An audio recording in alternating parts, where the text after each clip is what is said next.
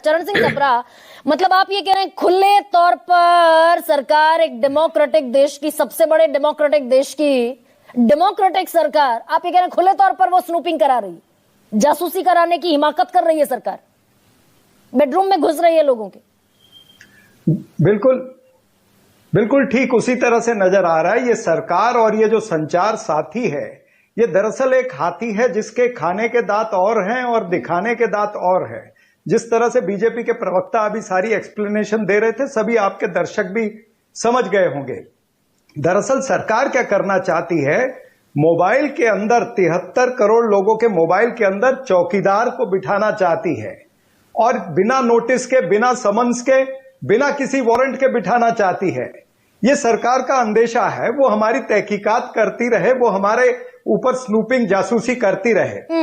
और दरअसल हम क्या पूछ रहे हैं, हम तो यही कह रहे हैं ना कि मेरे अंगने में तुम्हारा क्या काम है, ये विपक्ष पूछ रहा है। नहीं, अगर स्नूपिंग करनी है चरण सिंह सप्रा तो राहुल गांधी की करेंगे, प्रियंका गांधी की करेंगे, सोनिया गांधी की करेंगे।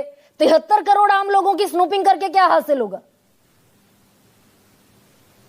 नहीं, ये तो किसी की भी कर सकते ना। अगर कोई अलग अलग मैसेज, इस सरकार विरोधी मैसेज भेजता है, कोई मैसेज फॉरवर्ड होते हैं, तो उसकी भी स्नूपिंग हो सकती है। तो भारतीय जनता पार्टी नहीं है, ये भारत की जासूस पार्टी है और इनका तो मुखबिरी का इतिहास रहा अंग्रेजों से लेकर के आज तक का। आदरणीय नरेंद्र मोदी जी का गुजरात की गली से लेकर के दिल्ली तक जासूसी का इतिहास रहा है ना, मैं उसमें इलेबोरेट नहीं करना चाहता हूं। 2014 में कर देते हैं, 2014 में 282, भारत की अगर इतनी जासूसी करानी थी चरण सिंह सप्रा लोगों की, तो 2014 में 282 सांसद आए, 2019 में 303 आए, कर दिए होते।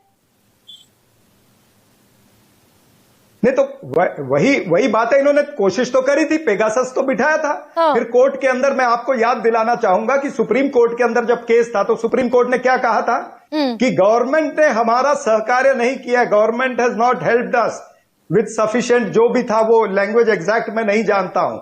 इन्होंने सुप्रीम कोर्ट को भी वो सारे जो है चीजें नहीं बताई जिससे ये पता लग सके कि पेगासस था क्या। तो इन्होंने हर जगह में इसी तरह का काम किया है। आपके सबसे बड़े नेता अपना फोन नहीं दे पाए, जो दावा करते हुए घूम रहे थे मेरे फोन में पेगासस है। मुझे बड़े अधिकारियों ने बताया है कि मेरी ट्रैकिंग हो रही है, टैपिंग हो रही है। क्यों नहीं दिया राहुल गांधी ने सुप्रीम कोर्ट में फोन? नहीं तो ये क्या पता उससे और क्या कर सकते होंगे। तो ये तमाम सारी बातें हैं। दरअसल ये तकनीक को आगे रख करके ये जनता को पंगु बनाना चाहते हैं। जिस तरह से आरटीआई को इन्होंने पंगु बना करके रखा है, आरटीआई